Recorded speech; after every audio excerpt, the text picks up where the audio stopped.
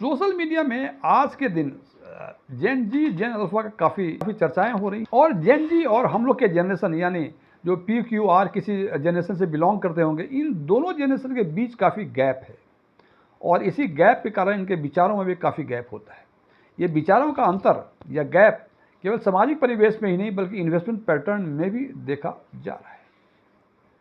यदि उनसे इन्वेस्टमेंट के बारे में, खासकर म्यूचुअल फंड इन्वेस्टमेंट के बारे में यदि बातें करें तो उनको लगता है 20-25% CAGR तो उनको मिलना ही चाहिए, यानी 20-25% रिटर्न तो उनको मिलना ही चाहिए। फ्रेंड्स, हो सकता है कि म्यूचुअल फंड में 1 साल, 2 साल, 3 साल आपको 20-25% का रिटर्न मिले, लेकिन ये थोड़ा मुश्किल है कि कंसिस्टेंटली लगातार 20 वर्षों तक कोई 20-25% का CAGR हो। ये थोड़ा मुश्किल है। हालांकि एक आध फंड शायद हो सकते हैं ऐसे, हालांकि मुझे डाउट है, लेकिन फिर भी ढूंढने से शायद मिल जाए।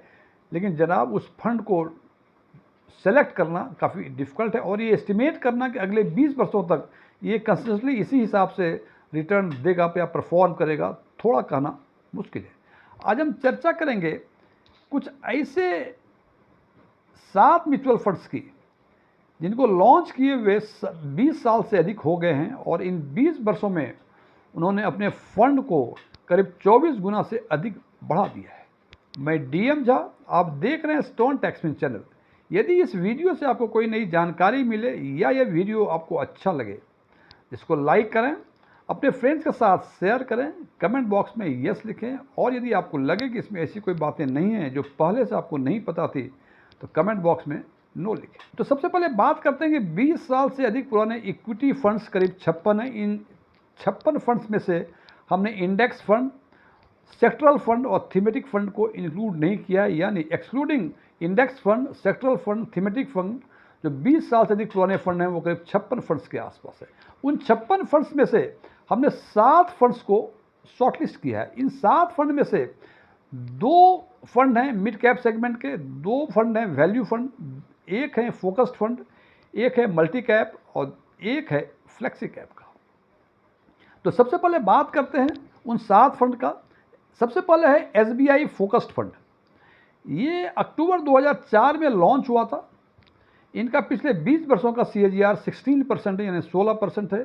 16% को यदि हम ट्रांसलेट करें तो यदि 20 साल पहले आप 1 लाख रुपए इन्वेस्ट किए होते तो आज के दिन में उसकी वैल्यू 19,46,000 रुपये के आसपास हो गई होती। दूसरा फंड है निप्पॉन इंडिया का मल्टी कैप फंड, जो मार्च 2005 में लॉन्च हुआ था। इनका 20 वर्षों का CAGR 16.07% है। इसका मतलब 1 लाख रुपए 20 साल पहले जो था वो आज के दिन में यदि इसमें इन्वेस्ट किए होते तो उसकी वैल्यू 19,70,000 के आसपास हो गई होती। तीसरा फंड है निप्पॉन का वैल्यू फंड। ये जून 2005 में लॉन्च हुआ था। इनका 20 वर्षों का CAGR 16.40% है। इसका मतलब कि 1 लाख रुपए 20 साल पहले यदि इसमें इन्वेस्ट किए होते तो आज के दिन में ये 20,85,000 रुपये के आसपास हो गया होता। चौथा फंड है टाटा का मिड कैप फंड। ये जुलाई 1994 में लॉन्च हुआ था। इनका 20 वर्षों का CAGR 16.45% है और ये 20 वर्षों में 1 लाख को 21,03,000 के आसपास बदलने की क्षमता रखता है। पांचवा फंड है ICICI का ट्रू वैल्यू फंड। ये अगस्त 2004 में लॉन्च हुआ था।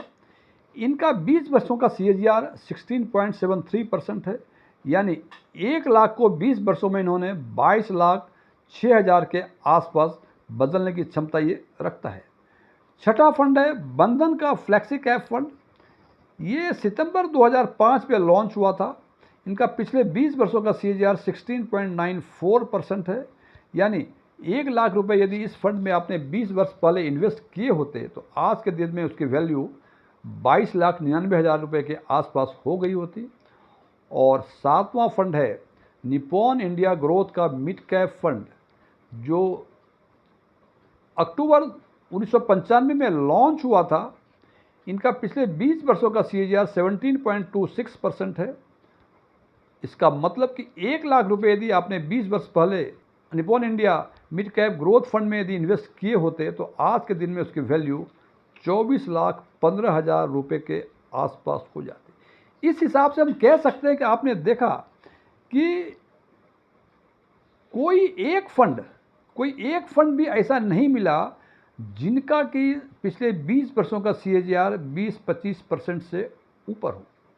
तो ध्यान रखें, जब भी आप इन्वेस्टमेंट करें, हो सकता है कोई फंड 1 साल 2 साल अच्छा परफॉर्म करे, लेकिन ये कोई ज़रूरी नहीं है कि उसका परफॉर्मेंस लगातार कंसिस्टेंट ही रहे। इसलिए फंड सिलेक्शन के टाइम में अपने फाइनेंशियल विजडम का पूरा उपयोग करें।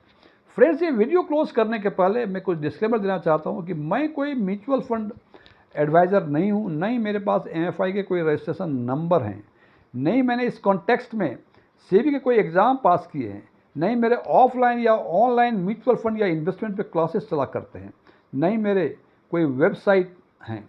ओपन डोमेन में जो भी इंफॉर्मेशन अवेलेबल हो उसके बेसिस पे मैं आम लोगों के लिए आम वीडियो बनाया करता हूँ।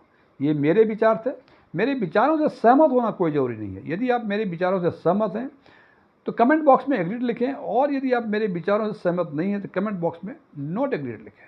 Thank you.